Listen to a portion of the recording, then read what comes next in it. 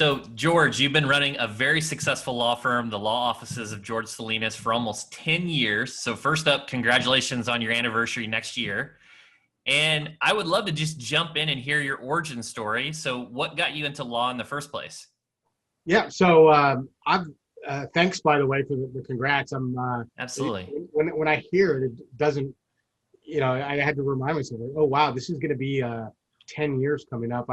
I still think of myself as a new law firm, and I think that kind of helps. But I've been a lawyer for a total of 15 years.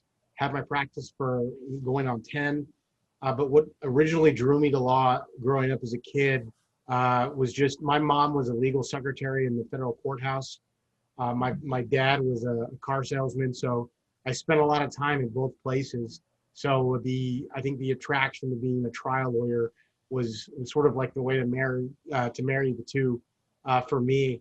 And I got into debate when I was in school. I grew up in the generation that was where the OJ trial was going on in the 90s. I think I was 13, 14 years old while that was going on. And I was just, really captivated by that and the advocacy, the lawyers, the dueling, the duking it out in court. And, from there, it was sort of my natural landing place to where I'm at today.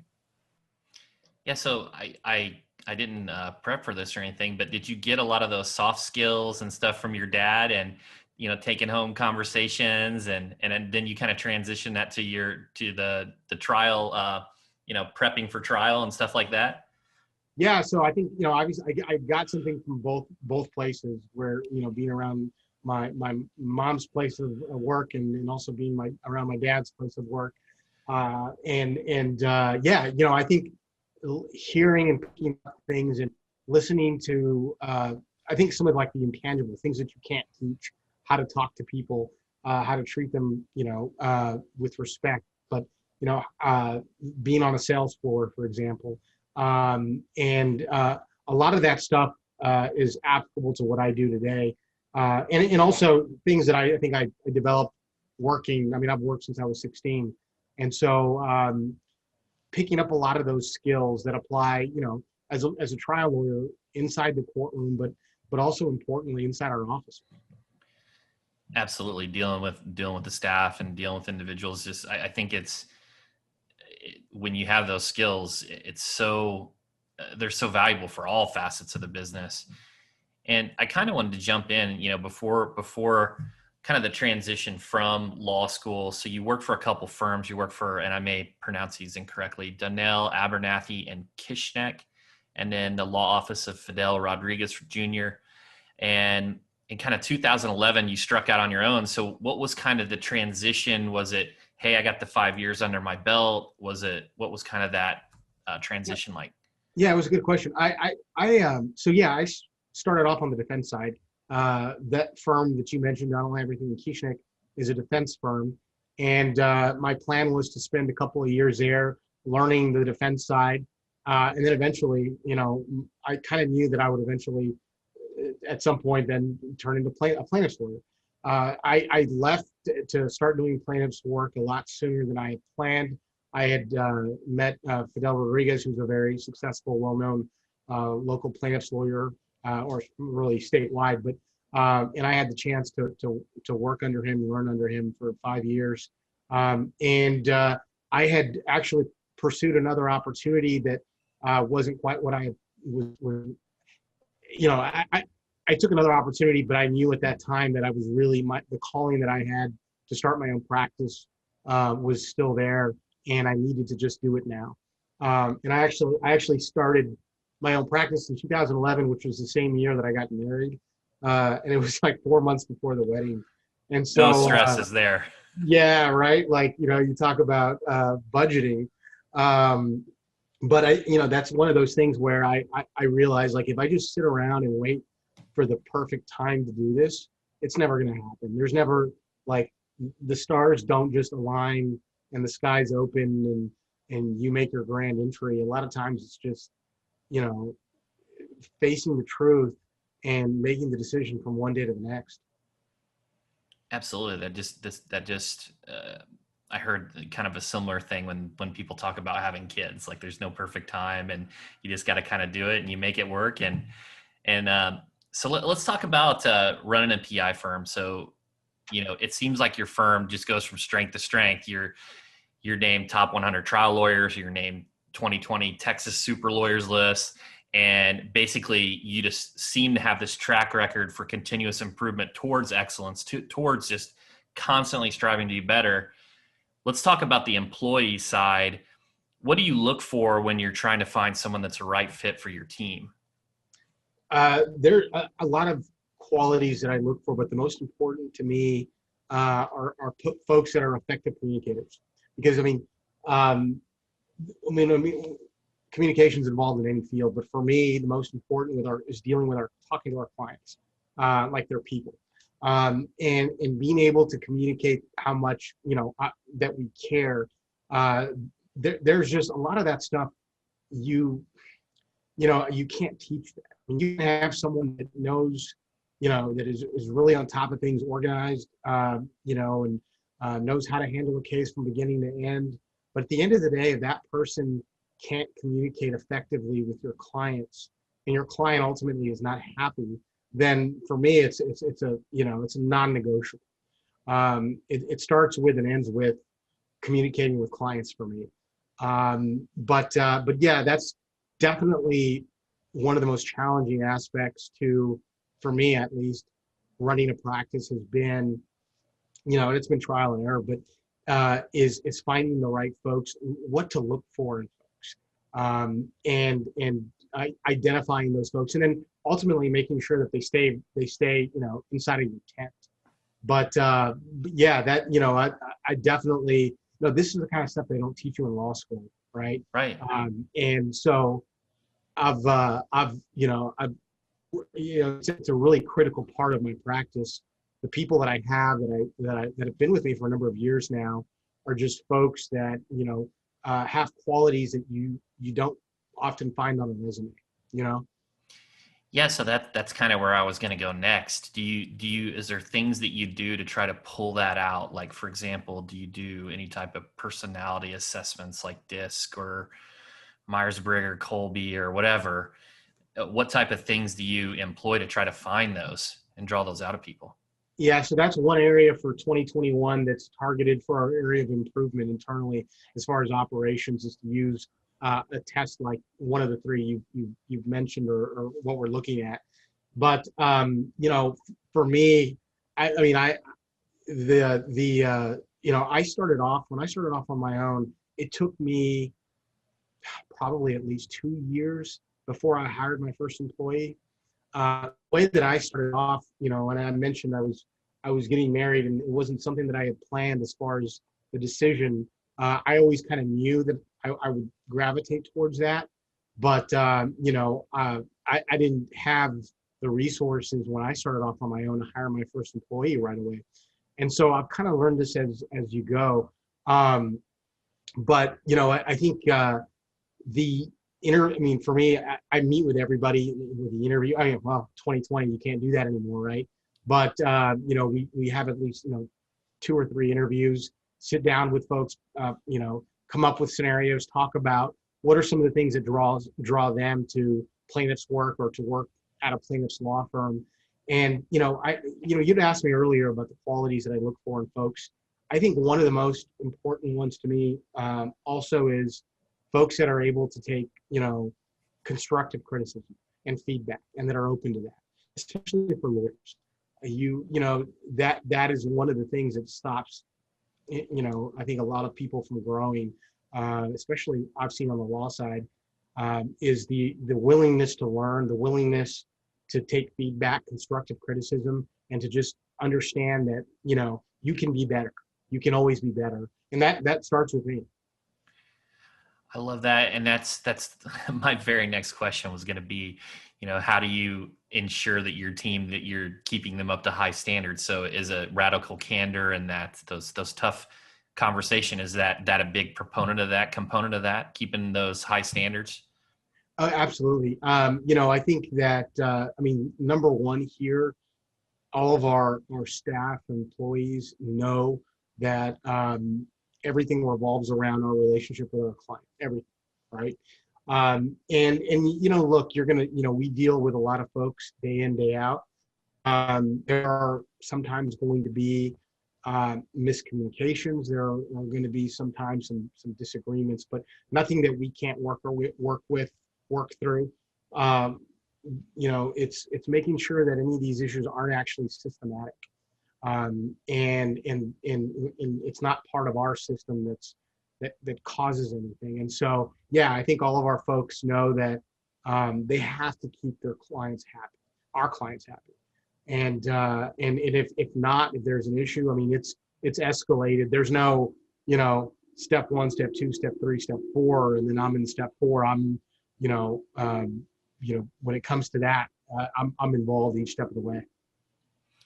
That's incredible, and I keep hearing it over and over. And I think one of the reasons why your firm's so effective is you keep talking not about yourself. Every time I ask you a question, you're like, it's about them, it's about the customer, it's about them, and I love that. Yeah, yeah. I hadn't thought about that, but it really is. I mean, you can be as good a lawyer as you want to be. You can have as big a firm as you want to have, but it's going to be short-lived if it doesn't revolve around that, you know. And so, what I've found, I think, in my experience, has been if you take care of that, the rest usually takes care of itself. Absolutely. So let's go to kind of the growth side. Just a few questions here. If you were just going to kind of 80-20, big picture, what would be 3 top tips for a small personal injury firm looking to grow their client base that you would recommend that they do to try to grow their business on the marketing and lead gen side? Sure. I mean, so if it's okay, I can kind of give the background of how I got into that. Was, well, first is word of mouth, and referrals from lawyers. I mean, that I didn't have a budget to really put into marketing. And so, what I relied on was making sure my work product and my clients were happy because they brought in clients down the road to this day. And then I worked my tail off for cases that other lawyers referred to me, and still rely on that, even though I do a lot of marketing from both the digital side and the outdoor side here locally as well. And so I think having, now I can have like that multi-channel approach to what I do, since I've been doing it, and have the resources to be able to do different forms of marketing. I once I had I was in a position to actually be able to go and get involved with marketing. I chose to go the digital route, and I did it slowly. And I started with you guys, Yep. and slowly built up. And the reason I did that was because I had to look at what I thought would be the most cost-effective time. And I think we started working together probably in around 2015, from what I remember in that time frame. And what I thought was, okay, what can I do right now that is going to be a long-term play, that's going to, increase my profile, help my business, but I'm not trying to go toe to toe with these, massive law firm budgets on marketing. And that's, I went the SEO route, and I think it was a smart call, and then slowly, once I did that, once I took the next step and did some, other digital advertising, and then I started doing outdoor advertising. And that, I think that was in about 2017 when I started doing, radio, outdoor billboards, buses, that kind of thing. And so it was an organic growth process for me. And, it allowed me, it required a lot of patience on my part, and it still does. I mean, it's a unique time to be talking about marketing and growth, right? Because, I've talked to a lot of people that are obviously, there's a lot of uncertainty right now. And so, but you have to, I think you have to really stick with it at a time like this, and you see the light at the end of the tunnel.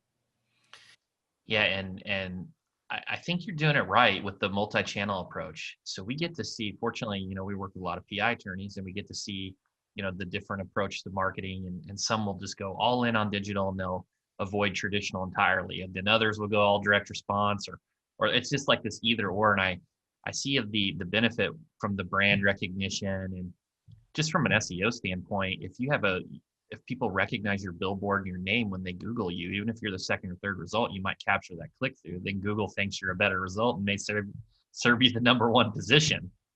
Absolutely. No, I've seen that effect too. It's really it kind of it's just sort of this ecosystem that feeds itself, right? And it's harder and harder, I feel like, sometimes to track some of my especially the outdoor advertising, because what I think is happening is folks hear you, they see you, and then when they're in their moment of need, and they're looking for that, if they don't remember you already, and then they see you when they search for that, then the light turns on, and so the likelihood that you're going to convert just scales up. And so yeah, I mean, right now I think that what's effective, and I think marketing is definitely changing, and it's changing rapidly. But there's no magic bullet is kind of what I've learned. And you'd asked me earlier what advice I would give, and that's don't expect it overnight, and don't expect there to be a magic bullet when determining how you're going to market. You just really have to put in the work. You have to be willing to invest in yourself. You take what your practice has given you and put it back into your practice, and do it for the long term. Yeah, and I've seen that firsthand. Your firm just kind of incrementally compounding, just grow and grow and grow from these investments. It kind of is compounding over time. And one thing I wanted to talk about is it seems like you're very dedicated to the community of San Antonio, and you're involved in a lot of charitable initiatives, Big Brothers, Big Sisters, Wounded Warriors. What inspired you to give back and be so involved in the local community? Yeah, so I've those are some of the organizations we donate to and get involved with. I've always, Big Brothers, Big Sisters. Actually, I was a big brother for, it was 10 years, I think. And so once I started I've got 3 kids now. So unfortunately, I don't have the time that I used to before to put into the program. I got involved with Big Brothers, Big Sisters actually. When I think it was 2007, I was a young lawyer, and I've just the way I was raised, I guess, would be the easiest thing to say, is you give back to your community. And because it's not that you expect anything back, but it's the right thing to do. I now that I have kids and I have a family, and and I'm raising my family, I truly believe that it takes a village. And so I think it's easy to have tunnel vision as a business owner, and just see what's in front of you as it relates to your business. But you have to step back and sort of pay attention to the community that you're in.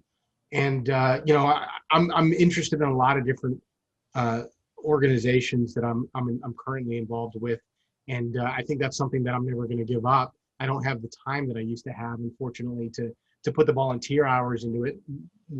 I'm still able to each year, but it's definitely a passion of mine. There's a lot of great organizations out there that rely on help from people in the community, and whose missions are extremely important. Important to me, from our local food bank to organizations that serve our veterans. Special needs is I'm probably most passionate about right now. Just a lot of different things. I think that's incredible. I like just being selfless like that, and that's just incredible. It's just a great value to have. So first of all, thank you for that. And so let's switch over to personal a little bit. And it seems like you've got this. You're very positive, the go get 'em type attitude.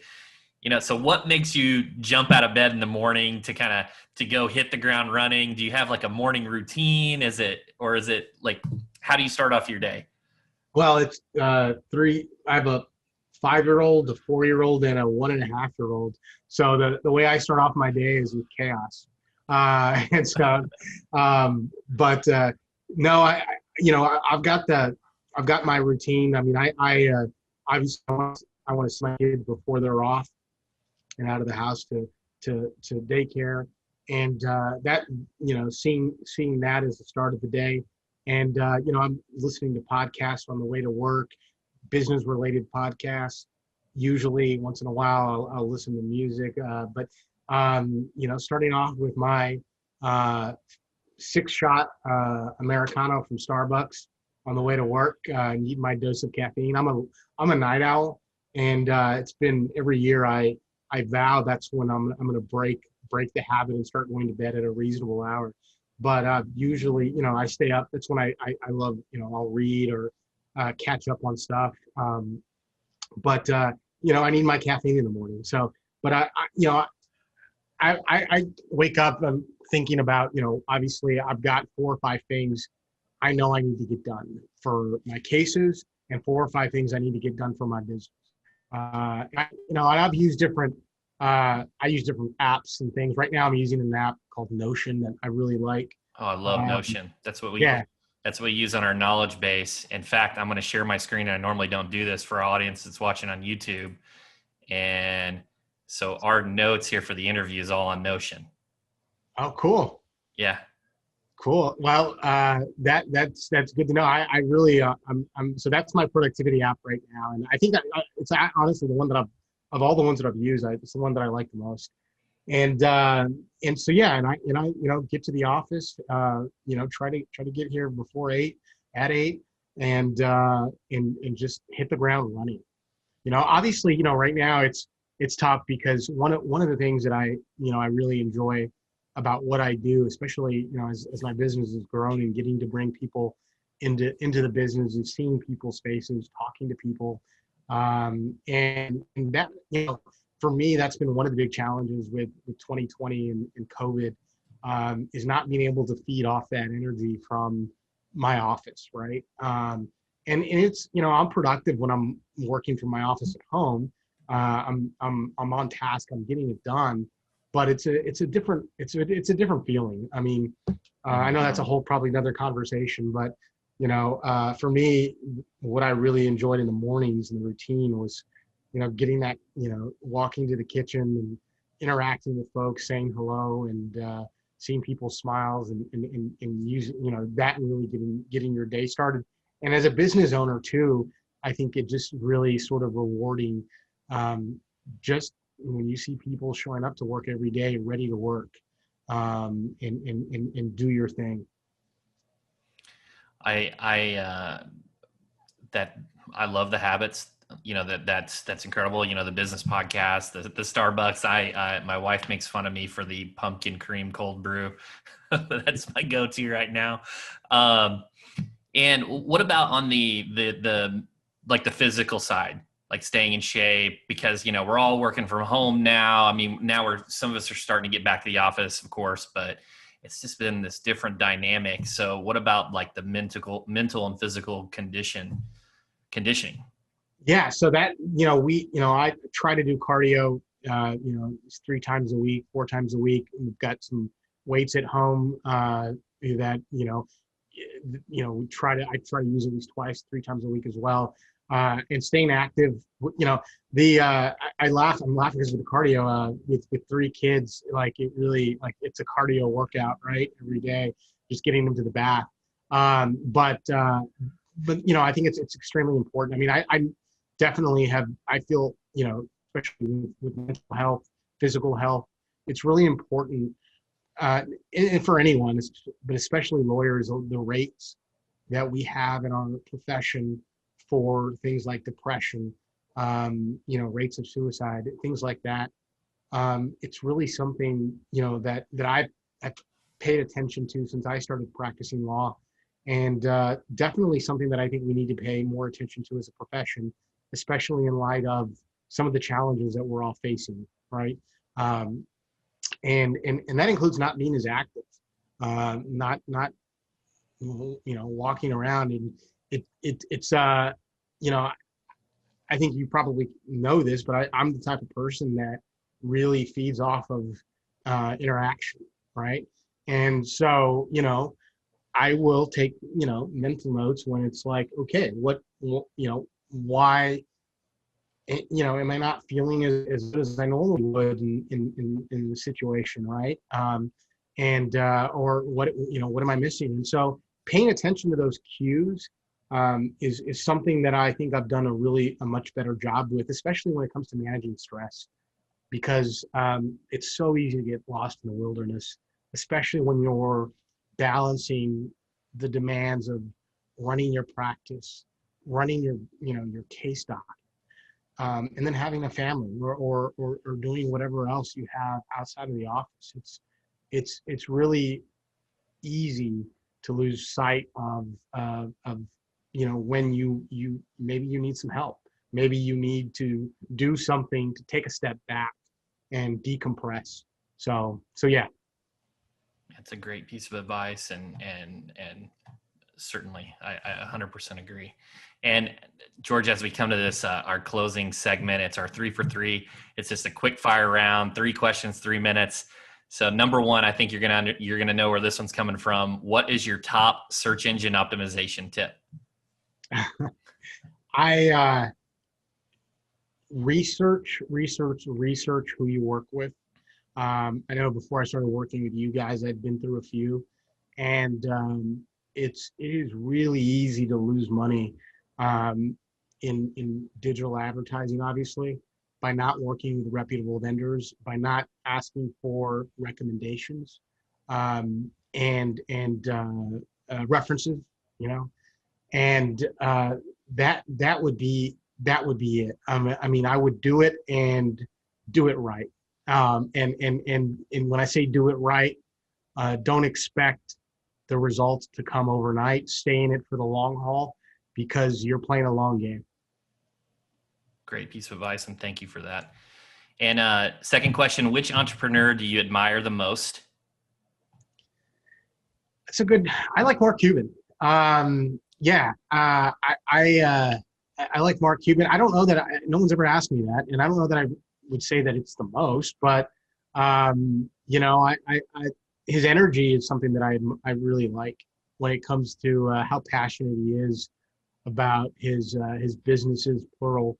I'm a big basketball fan. I'm obviously I live in San Antonio, so I'm a big Spurs fan. So for many years, I hated Mark Cuban because of the Mavericks Spurs rivalry. But once I became a business owner, I think I began to see a lot more in Mark Cuban than I learned to respect.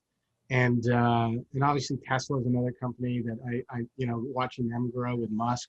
So it's tough. Bill Gates, though, I mean, honestly, if you probably ask me who I respect the most because of his, not just genius, but what he's done even after his success and the philanthropy is, that's my number one. Those are certainly three top entrepreneurs for sure.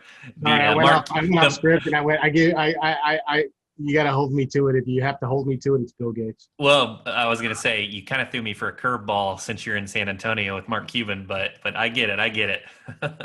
Yeah. So, I don't know. You can see you probably can in the video. I've got a Ginobili print on my wall. So. Oh, nice. And then final question here. What's the next thing on your bucket list? I don't, it's interesting. That's a good question. What is the next? I guess I do have a bucket list. Let me think about that for a second. Let me modify. I want to give you. Thank God we're not live. Let me modify. How about this? What's the next place when you can finally travel? Your next destination for a vacation? I'd like to go to Europe. I've never been. I know that doesn't narrow it down, but I've never been to Europe. Period. When I've always I've always worked like full time since I was 16, other than 1 year in law school. So I've never had the opportunity to travel abroad.